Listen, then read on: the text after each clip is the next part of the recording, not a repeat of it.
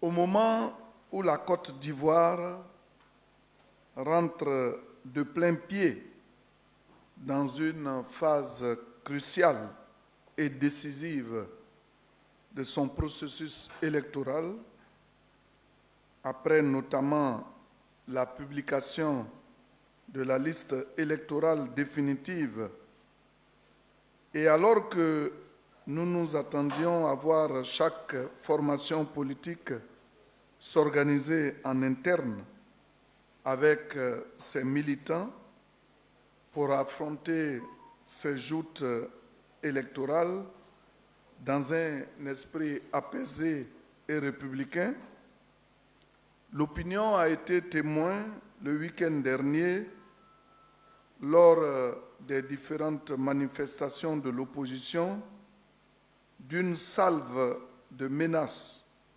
contre la tenue même du scrutin du 25 octobre. Des discours aussi incendiaires, scandaleux qu'irresponsables ont été délivrés. L'opinion a été en effet saisie de véritables déclarations de guerre. Le mot n'est pas de moi. Déclarations de guerre qui exaltent la xénophobie et célèbrent la haine ethnique et tribale. Des déclarations qui tentent de ressusciter les vieux démons dans l'unique but de mettre à exécution le projet mortifère que nourrissent leurs auteurs depuis plusieurs mois. Des individus qui n'ont en réalité tiré aucune leçon de leur triste passé et qui s'amusent à se faire peur. Mesdames et messieurs les journalistes, depuis quelques semaines déjà, dans cette même salle, lors de nos précédentes rencontres, nous vous avions alerté sur le fait que l'objectif de l'opposition n'est pas d'aller aux élections et que celle-ci avait en réalité un agenda caché, lequel était arrimé à une condition suspensive, la non-tenue du scrutin présidentiel dans les délais constitutionnels. Afin de passer à une autre étape de leur plan qui consistera à réclamer une transition politique en renvoyant les élections au calendrier grec. Aussi, lorsque cette opposition s'est rendue compte finalement que toutes ces manœuvres dilatoires n'ont pas produit l'effet escompté et que les élections avancent de façon irréversible, celle-ci s'est vue obligée de dévoiler ses véritables ambitions, d'afficher au grand jour ses intentions réelles et de mettre en œuvre son funeste projet. Dans le cadre de cette déclaration, nous avons tenu donc à vous faire une projection pour que vous voyiez ce que cette opposition fait. Et les mots, c'est vrai que ces temps-ci, le président Gbagbo parle au ralenti, mais j'espère que vous avez tous compris le sens du message.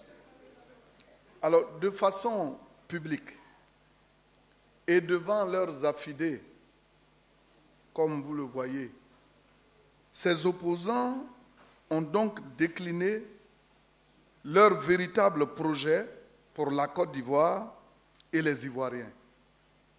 La main sur le cœur, ils ont ainsi juré de piétiner l'ordre public, d'empêcher la tenue des élections et d'instaurer la chienlit si leurs noms ne sont pas réinscrits sur le fichier électoral.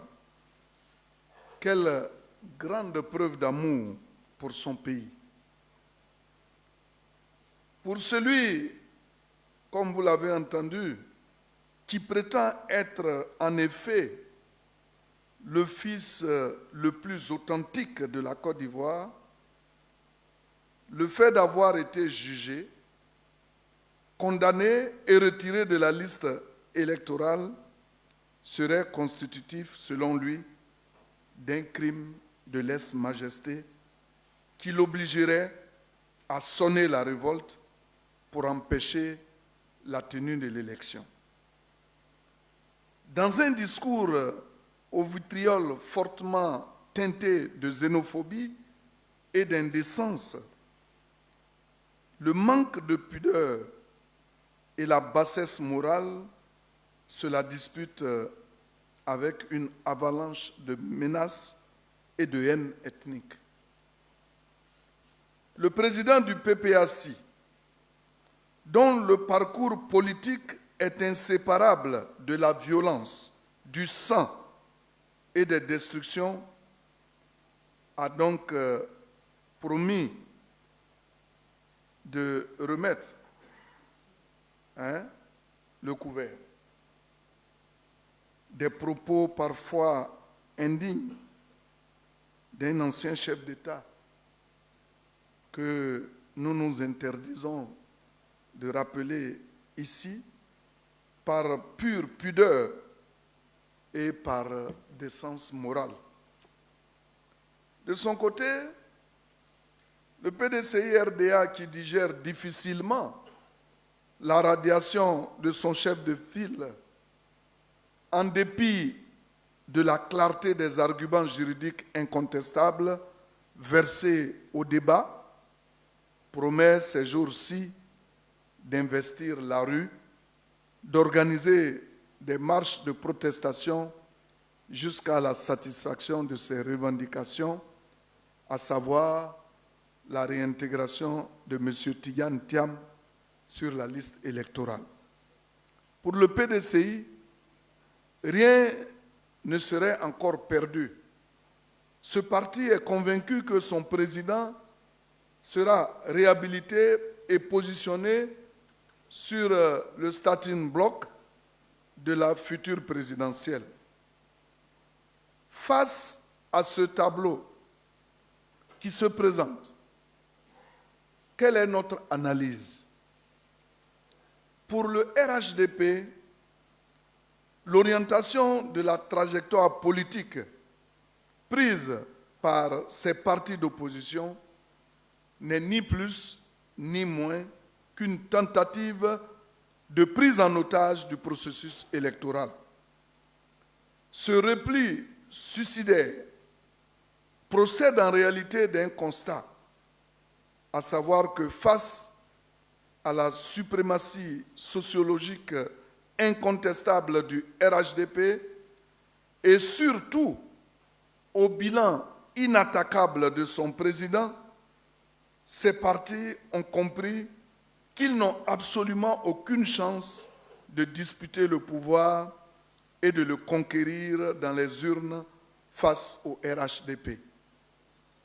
Les élections législatives de 2021, puis locales de 2023, ont attesté de cet état de fait.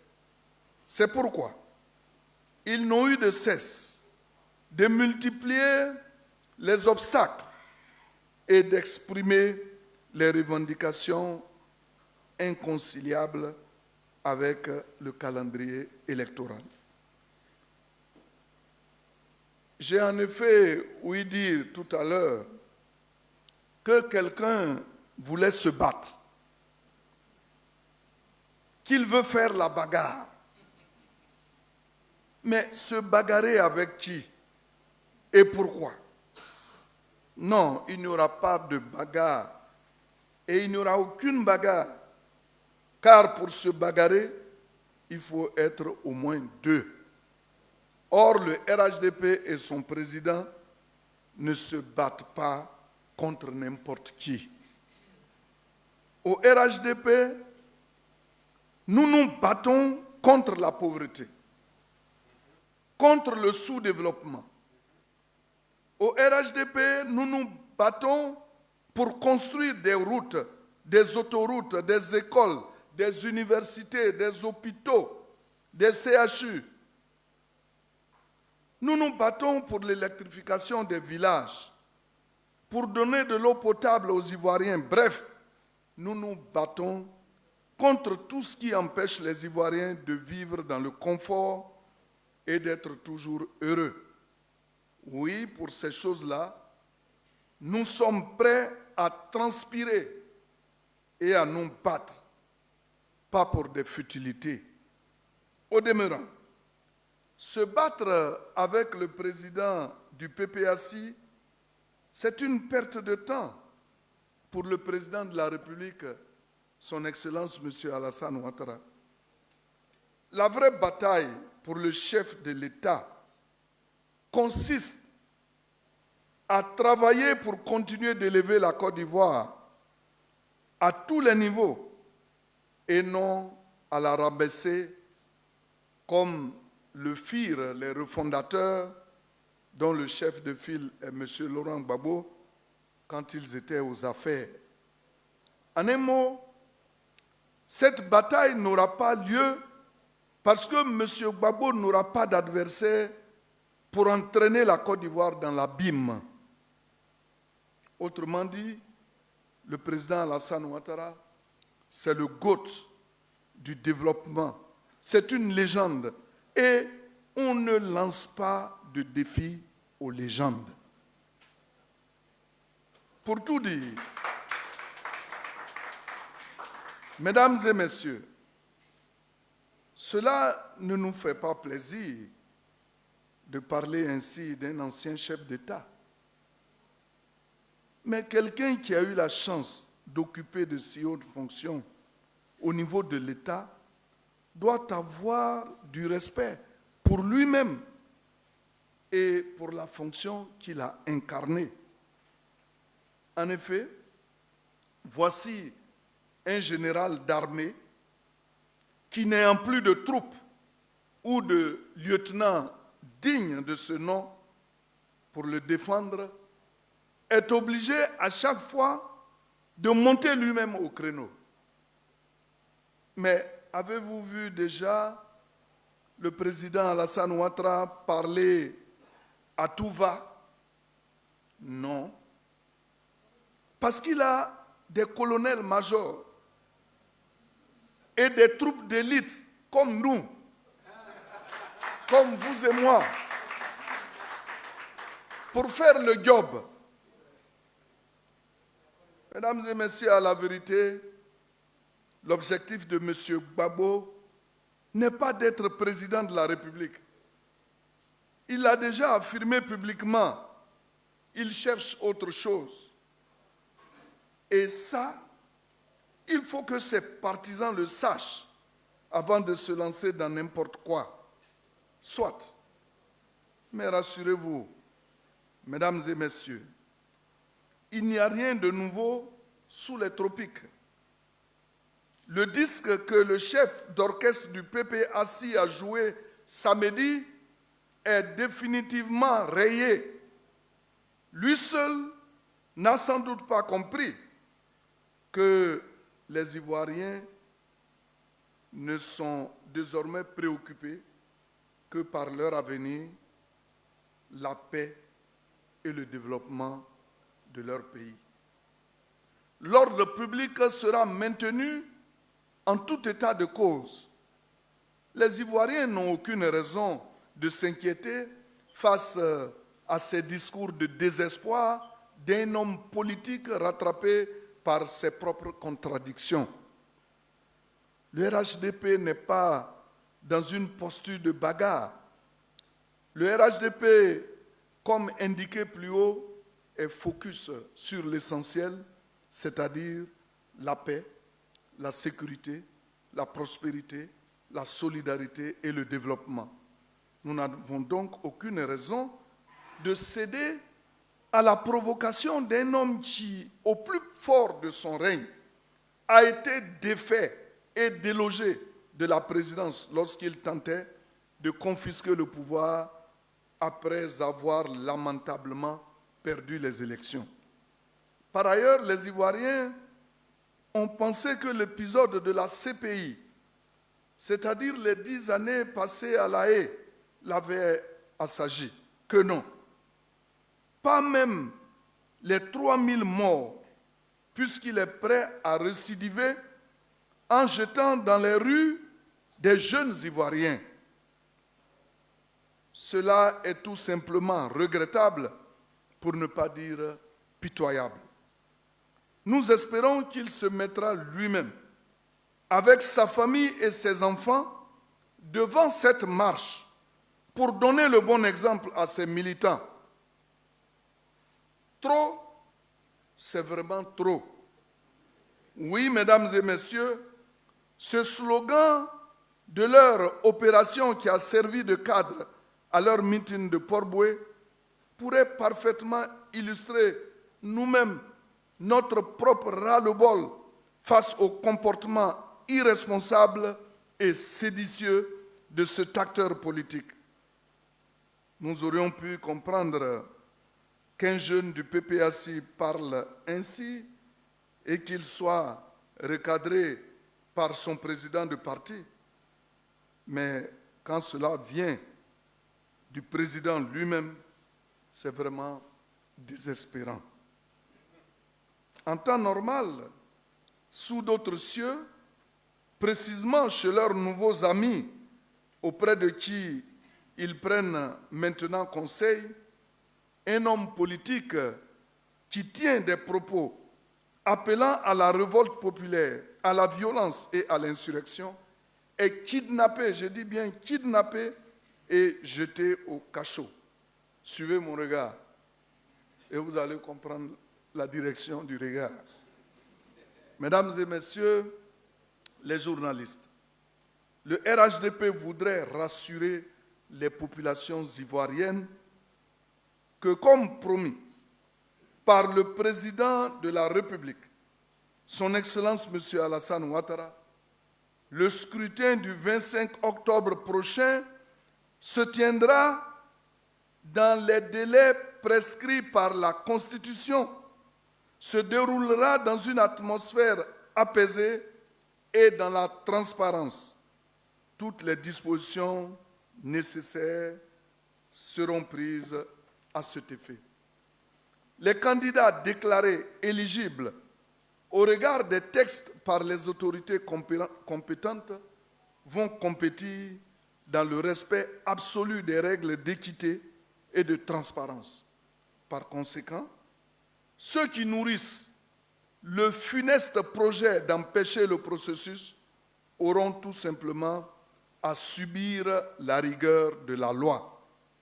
Le RHDP voudrait ici rappeler à toutes fins utiles qu'il n'a pas reçu mandat du peuple de Côte d'Ivoire pour pousser les Ivoiriens à affronter d'autres Ivoiriens, mais plutôt pour créer les conditions de leur plein épanouissement en renforçant la paix sociale, en promouvant la sécurité, la cohésion et le développement. Le RHDP invite par conséquent les populations à ne point céder au chant des oiseaux de mauvais augure, aux sirènes incessantes et intempestives d'une opposition à bout de souffle et en panne sèche de stratégie. Pour conclure, mesdames et messieurs les journalistes, je voudrais inviter, au nom de mon parti, les uns les autres à se ressaisir. Nous sommes dans un débat d'idées et non dans un débat de muscles.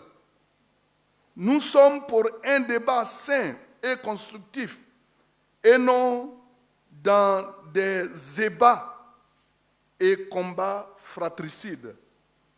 Nous sommes engagés dans un combat pour construire et non pour détruire. Quand nous disons que les temps ont changé et que la Côte d'Ivoire d'aujourd'hui n'est plus celle d'il y a quelques années, certains ont du mal à comprendre cette nouvelle réalité, mais ils vont simplement la prendre à leurs dépens. L'État a les moyens de se défendre et de faire régner l'ordre public. Dans un État de droit, l'on ne défie pas impunément les institutions de la République. Ce sont juste des conseils, pas de menaces. À bon entendeur, salut le ministre d'État Étienne Kobenan Kwasi Agibou.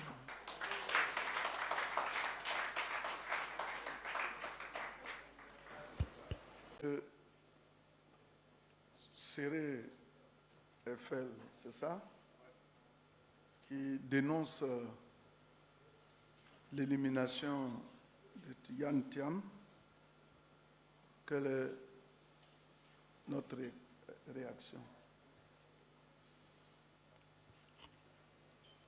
Tidiane Thiam n'est pas la seule personnalité à être retirée de la liste électorale.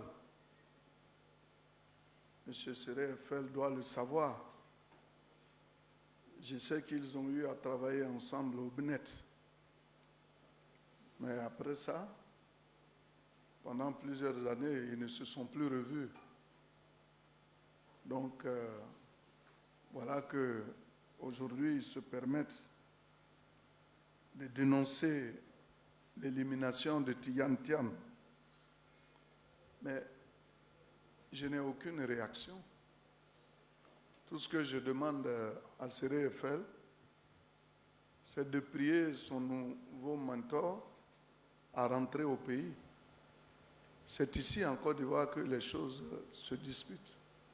Ce n'est pas en étant à l'extérieur de la Côte d'Ivoire. Serré FL lui-même, s'il est en Côte d'Ivoire, bon, qu'il vienne discuter avec le RHDP. S'il n'y est pas, alors l'occasion est belle pour lui de venir et puis poser le problème de Tidiane Thiam. Donc quelqu'un ne peut pas être en dehors de la Côte d'Ivoire et moi être en train de lui répondre. S'il veut qu'il vienne, d'ici, je vais lui répondre. Mais lui-même, c'est un homme de droit. Dans mon propos de tout à l'heure, j'ai dit qu'il y a des arguments qui ont milité en faveur du retrait de Tidiane Thiam. Et tout le monde le sait. Personne n'est contre Tidiane Thiam. Nous avons dit qu'il a usé de subterfuge, puisque au moment où il se faisait enrôler, il n'était pas ivoirien. Et tout le monde le sait. Lui-même l'a dit. Alors, je crois que M. Serré FL fait bien de dénoncer, mais le mieux du monde, qu'il vienne ici et puis on va discuter. Vous avez parlé des cas de discipline que Thiam regrette le fait que au PDCI, il y ait tellement de sons discordants au point où lui-même, il s'étonne des sanctions qui ont été perpétrées contre Valérie Yapo. Bon. Donc vous voyez déjà la réaction de Tidiane Thiam. C'est celui-là qui veut diriger notre pays. Dire quelque chose aujourd'hui et demain dire son contraire. C'est le propre de l'homme. Donc il ne m'appartient pas de le juger. C'est à vous de le juger. Sinon, on a vu Valérie Yapo mener seul son combat. Et on a vu aussi les propos tenus par Tidiane Thiam en son temps qui disait que Valérie Yapo a été instrumentalisée par le RHDP. Mais d'où vient-il subitement qu'il change de fusil d'épaule pour dire autre chose? Bon, je crois qu'il est temps qu'il rentre au pays et puis on va parler. Le troisième intervenant, a parlé de rue, tout comme d'ailleurs le 5e. Mais je vais répondre à ces questions après. Mais j'en viens maintenant à celui qui a dit que nous allons faire notre congrès. Si par extraordinaire, le président Alassane Ouattara n'est pas candidat, est-ce qu'il y a d'autres ambitions? Mais vous qui posez la question, vous êtes bizarre. Vous voyez qu'au niveau du pays, il y a l'effervescence partout. Nous sommes en train de faire nos pré-congrès. Et partout où nous sommes allés, les uns les autres réclament la candidature du président Alassane Ouattara. En tout cas, nulle part, je n'ai entendu quelqu'un qui se réclame du RHDP, vrai RHDP. Je ne parle pas des gens qui n'ont aucune assise dans le RHDP et qui peuvent se prévaloir de candidats. Mais aucun militant sérieux n'a dit qu'il va être candidat. Donc nous, notre candidat, c'est le président Alassane Ouattara. Il n'y a pas d'ambition. Et si quelqu'un a des ambitions, moi je ne peux pas le savoir. Mais pour l'heure, personne ne me l'a dit. J'avais dit quelque chose ici une fois et vous avez... J'ai dit, peut-être que devant ma femme, je peux dire que je suis candidat. Ça, c'est une réalité. Vous avez vu, tout à l'heure, vous avez vu le président Gbagbo en train de parler. Fort, bagarre, qui bande ses muscles. Pour dire que c'est un bagarreur, mais c'est parce que sa femme était à côté.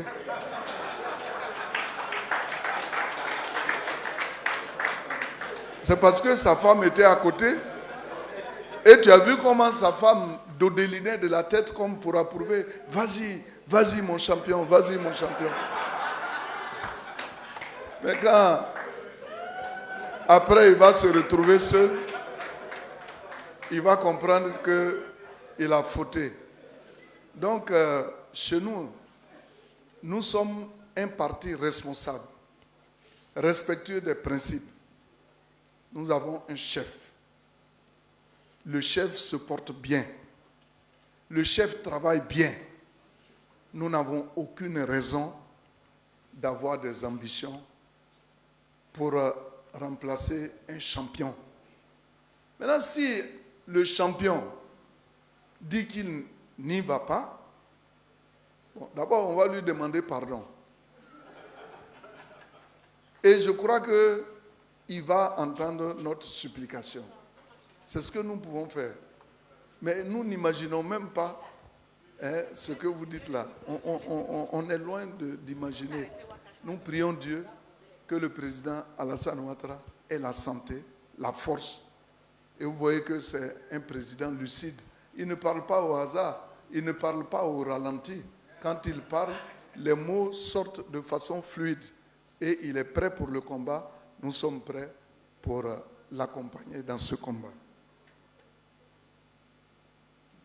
Alors, les deux questions qui se recoupent. Les menaces de Gbagbo. Et vous demandez si nous n'avons pas peur. Ce n'est pas la première fois que le président Gbagbo menace. En son temps, en 90, il était opposé au président Houphouët-Boigny, notre référent politique.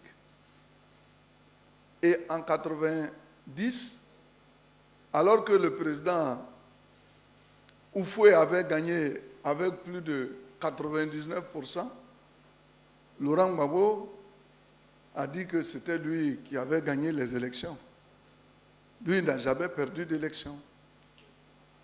Et en 92, il a bravé la légende que représente Houphouët pour pousser les jeunes à la rue Et vous savez ce qui en est suivi. C'est vrai, il y a beaucoup de jeunes qui sont parmi nous aujourd'hui qui ne savent pas ce qui s'est passé, mais c'était la catastrophe. En 2000,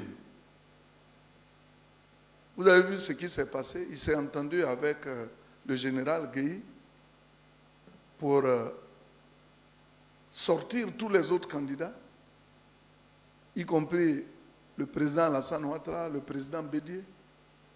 Et ils se sont arrangés pour aller à des élections. Alors que Gueye avait fait annoncer qu'il était élu président de la République, Gbagbo a poussé les gens dans la rue. Il y a eu plusieurs morts. Et son slogan, c'était quoi? 1000 morts à gauche, 1000 morts à droite, moi j'avance. Ça veut dire que lui, il n'a aucune notion de la vie humaine. 1000 morts à gauche, 1000 morts à droite, moi j'avance. Donc, quand vous voyez, même parlant des bagarres, je vais bagarrer, il ne dit jamais nous allons bagarrer. Il utilise, il dit si c'est la bagarre, je vais faire la bagarre. Donc, soyez rassurés, Gbagbo, il a toujours proféré des menaces, mais on sait ce qui en est suivi. Peut-être la seule fois où il avait gagné, c'est quand il a fait sortir les gens dans la rue, mais la fin, on la connaît. Où est Gueye aujourd'hui? Alors, donc, c'est vous dire que ce n'est pas la première fois. Même quand il a perdu les élections en 2010, au lieu de partir, il a voulu rester, s'accrocher. Malgré toutes les rencontres qui ont été organisées par la communauté internationale, malgré toutes les supplications, Gbagbo Laurent est resté intraitable. Alors qu'il a même poussé ses militants à aller déchirer les résultats des élections. Tout ça, c'est ce qu'il appelle bagarre. Donc c'est un bagarreur né. Et on a vu la suite aussi. Suite à ça, il est allé faire 10 ans à La Haye, il est revenu. Et aujourd'hui encore, il dit qu'il va aller faire bagarre. Quelqu'un qui a fait la bagarre en 90, en 92, en 2000, et puis après il y a eu la tentative de coup d'État. Un chef d'État qui arrive, tout le monde s'attendait à ce qu'il vienne, qu'il dise, ce sont mes enfants qui sont en palabre, venez, nous allons discuter. Lui qui a la théorie de Azéono pour discuter. Il a dit que quand tu sors l'épée, lui également, il sort l'épée. Donc vous voyez, ce sont des discours guerriers. Et aujourd'hui, la Côte d'Ivoire n'en a pas besoin. Donc nous n'avons pas peur de ce type de discours parce que ça n'ira nulle part. Au moment où tu étais, je dirais, un militant robuste, où on a vu Gbagbo qui parcourait, ce n'est pas, à ce moment-là, il n'a rien gagné. Ce n'est pas maintenant que Gbagbo va venir engager la bagarre et qu'il va gagner. Quand il sera dans les rings même, il va être suffoqué et il va chuter. Donc soyez rassurés, le RHDP n'est pas prêt pour aller à cette bagarre. Le RHDP, je vous l'ai dit dans le cadre de ma première déclaration, nous sommes prêts à aller au développement. Nous attendons Gbagbo sur le terrain des idées, qu'il vienne nous proposer son programme. C'est cela. Et si Gbagbo ne peut pas être candidat, quand on parle d'inclusivité, mais qu'il désigne quelqu'un au niveau de son parti. Mais il ne va jamais le faire parce qu'il ne pense qu'à lui. Et cela est regrettable. Donc soyez rassurés, nous n'avons pas peur de lui. Et cela m'amène à parler de Bakongo, puisque vous avez dit que Bakongo a répondu, mais Bakongo, il n'a pas répondu que nous allons à la bagarre. Bakongo a dit que nous sommes pour le développement. Mais si Gbagbo veut nous imposer la bagarre, est-ce que nous allons le laisser faire? Si quelqu'un vient, ça dit tu ne fais pas de palabre, quelqu'un qui vient et puis il te gifle, tu ne dis rien, il te gifle, tu ne dis rien. Alors que ton bras est plus costaud que le sien. Qu'est-ce que tu vas faire? Quand tu vas le gifler là, il va même plus revenir, il va partir. Donc ils s'attendent aussi à ça parce que nous sommes les plus nombreux. Si aujourd'hui Gbagbo, quand il sort, quels sont les militants qui sortent? À Port-Boué, on a vu, ce n'est pas le Gbagbo qui drainait du monde à l'époque. Et puis dans tous les cas, la bagarre, ce n'est pas seulement par rapport au RHDP. Lui-même, dans sa propre famille, il fait des bagarres. La preuve, il est allé à La Haye. Quand il est revenu, la première des choses, c'est de destituer le président de son parti. Et quand il n'a pas voulu partir, il a dit, bon, dans ce cas, je vais aller créer mon propre parti. Ça, c'est une bagarre interne. La deuxième grande bagarre, c'est face à Simone Gbagbo, son épouse. Ils ont fait palabre. Et vous connaissez la suite. Simone aussi allait créer son parti. L'autre bagarre, c'est son fils Blé Goudé. Et vous avez entendu ces temps-ci Blé Goudé. Il fait bagarre avec Blé Goudé.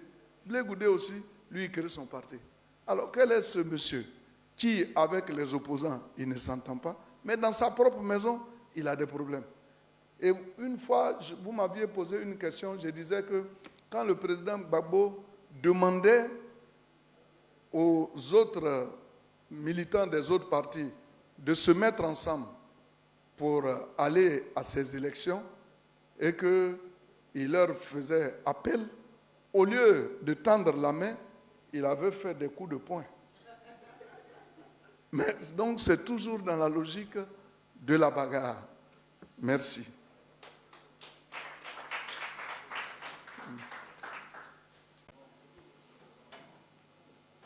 Vous parlez de notre réaction par rapport à la décision de l'Union européenne. Je crois que la liste dont il est question a été la même qui n'a fait qu'être reconduite. Et donc, il y aura une réhabilitation de cette liste.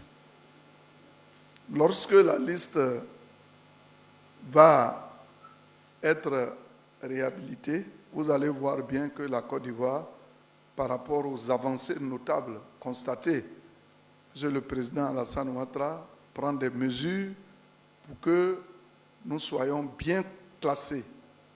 Et au moment venu, vous allez voir que les choses vont se rétablir. Je ne vais pas rentrer dans les détails parce que c'est technique, mais ce que vous devez savoir, c'est qu'il n'y a rien de nouveau. C'est la même chose qui a été répétée puisque l'Union européenne n'a pas fait une réadaptation. Et quand on va faire la réadaptation, vous allez voir que la Côte d'Ivoire va être très bien classée, puisque en la matière, nous sommes en train de gagner des points par rapport au texte qu'on prend, par rapport aux mesures que le président Alassane Ouattara fait prendre.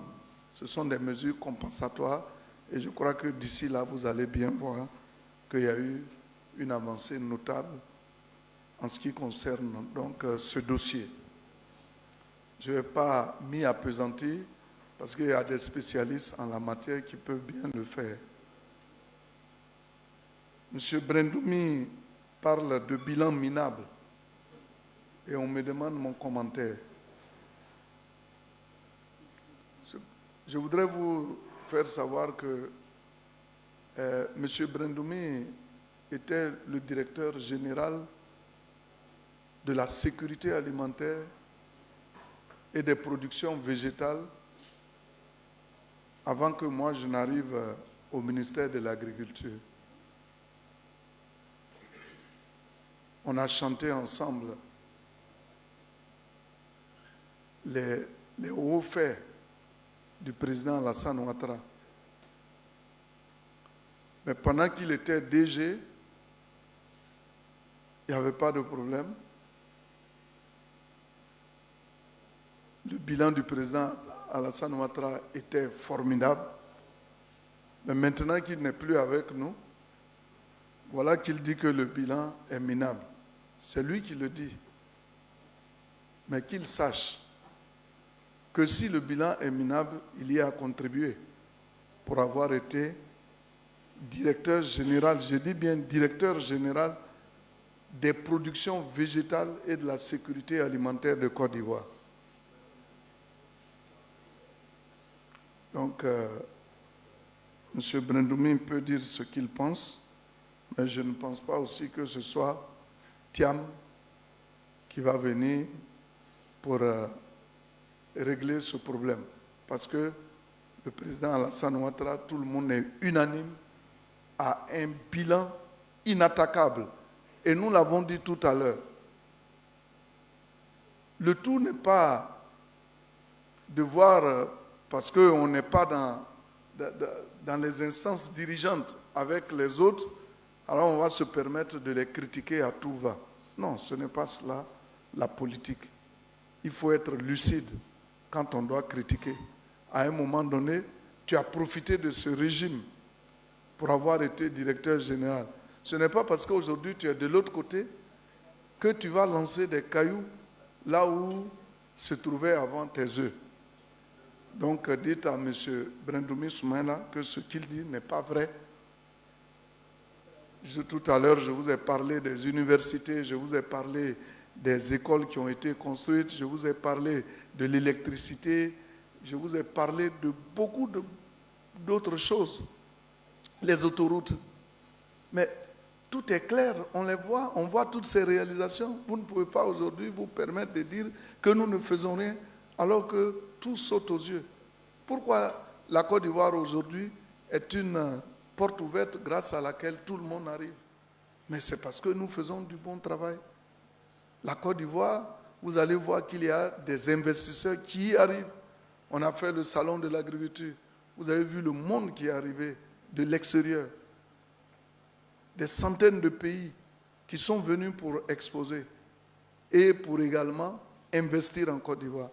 On a vu aussi avec les autres organisations internationales qui ont tenu leur réunion ici, comme pour dire que la Côte d'Ivoire est un grand pays. Et si aujourd'hui la Côte d'Ivoire est un grand pays, c'est grâce au président Alassane Ouattara. Bon, évidemment, il y a des gens qui font semblant de dormir. Mais quand vous faites semblant de dormir, on ne peut pas vous réveiller. Quelqu'un qui fait semblant de dormir, tu as beau le secouer, jamais il ne va se réveiller. Il va plonger, c'est là même il va commencer à ronfler. Donc, je le laisse à ses idées. Ce qui est sûr, vous êtes là, nous sommes tous témoins oculaires de ce qui se passe en Côte d'Ivoire.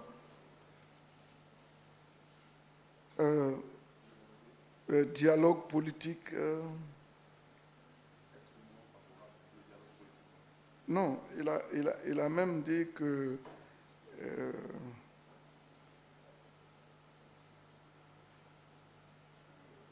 il dit qu'on a pris des mesures. Qui a posé la question? Voilà, est-ce que tu peux revenir sur la question?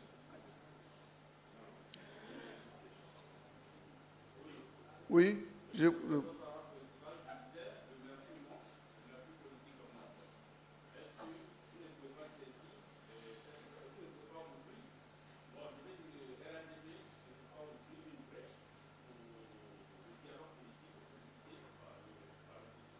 Est-ce que vous pensez vraiment que l'opposition veut aller au dialogue politique?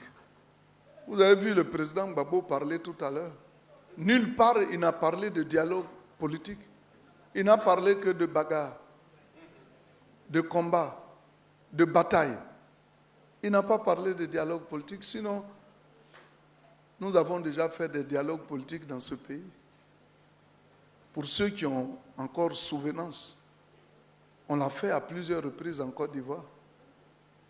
Mais le dialogue politique, à un moment donné, obéissait à un principe. Ce n'est plus le cas. Toutes nos institutions fonctionnent normalement. Il y a dialogue politique quand, par exemple, il y a des difficultés Mais aujourd'hui, là, toutes les institutions fonctionnent normalement. Et ceux-mêmes pour qui vous demandez le dialogue politique n'en veulent pas. Ils veulent aller à la guerre. Et Gbagbo l'a dit tout à l'heure.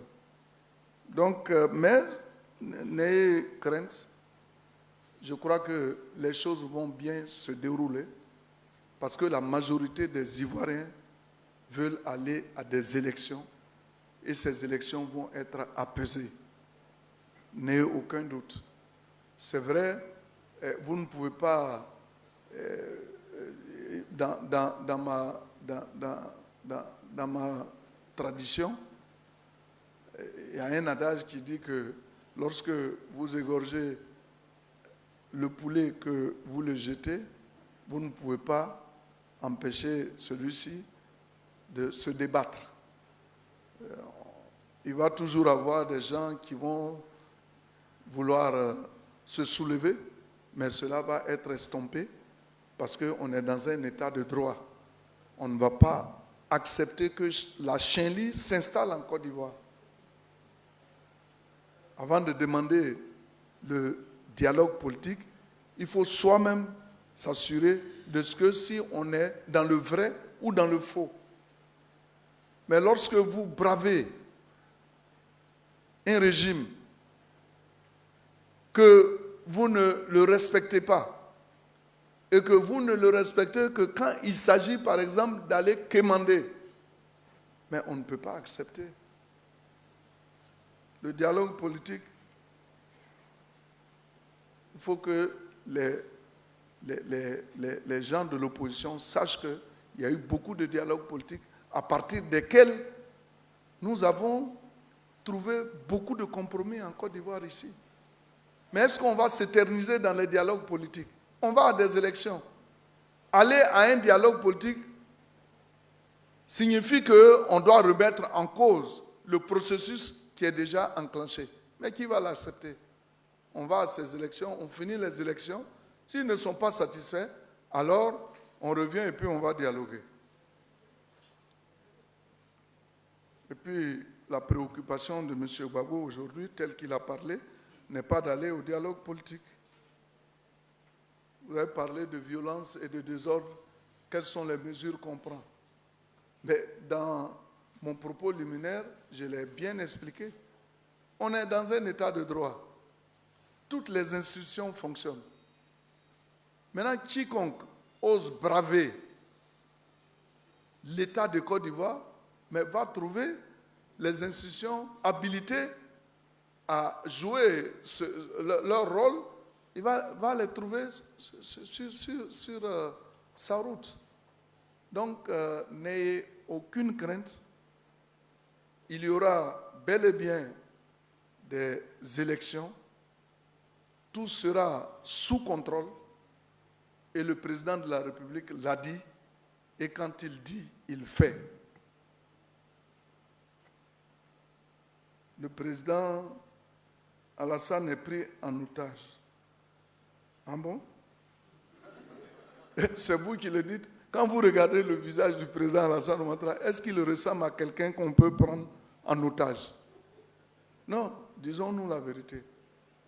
Il est pris en otage par qui? Et qui le dit? C'est Méambli. C'est ça, non? Méambli.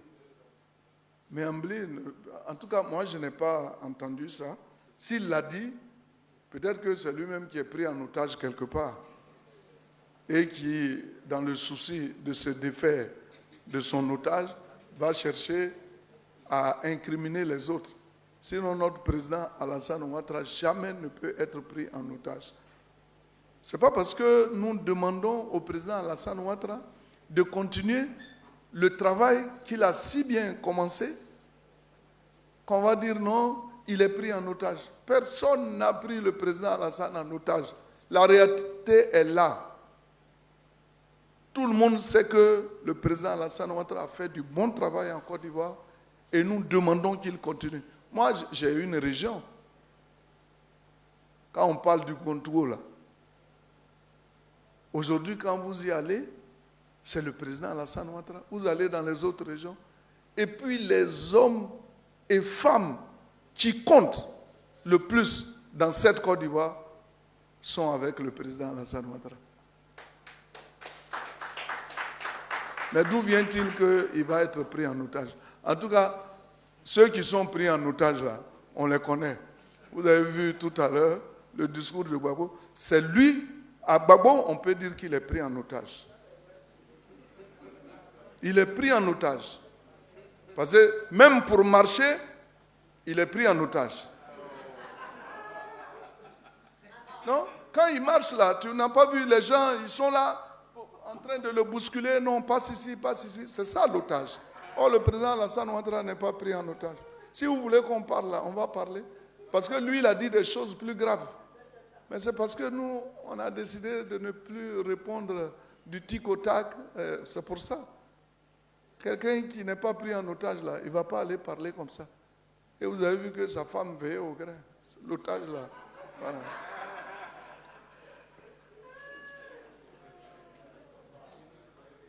C'est ce langage-là que nous tous, nous allons utiliser maintenant. Puisque c'est ce qu'ils utilisent. Il faut opposer à nos détracteurs les mêmes principes, même si les nôtres vont être très apaisés, très modérés et autres, mais il faut leur opposer. Hein, quand quelqu'un te menace, il faut lui opposer aussi la menace. Mais nous sommes des républicains, nous agissons conformément à la loi. Et nous ne nous imposons pas n'importe comment. Parce que nous avons un chef qui nous guide et qui nous demande de toujours bien faire. C'est ce que nous faisons. Mais garde à ceux qui veulent nous provoquer, ils vont nous trouver sur leur route. AFI ne paye pas ses impôts. Bah, affaire d'impôts, ça vient faire quoi ici? AFI ne paye pas ses impôts, mais moi je ne peux pas demander, je ne peux pas savoir pourquoi AFI ne paye pas ses impôts. Monsieur, c'est vous qui le dites. Vous êtes venu de la France, vous dites AFI. En tout cas, moi, je n'ai pas connaissance de ce dossier. Allez-y poser la question au directeur général des impôts. Il va vous donner la réponse. Ce que je sais, c'est que AFI s'attaque à notre régime et j'ai eu à le mettre en garde ici pour dire que faisons attention parce que ne critiquons pas pour critiquer et puis ne nous engageons pas dans des rébellions qui demain peuvent nous amener à quitter le pays et à nous déguiser quand il le faut.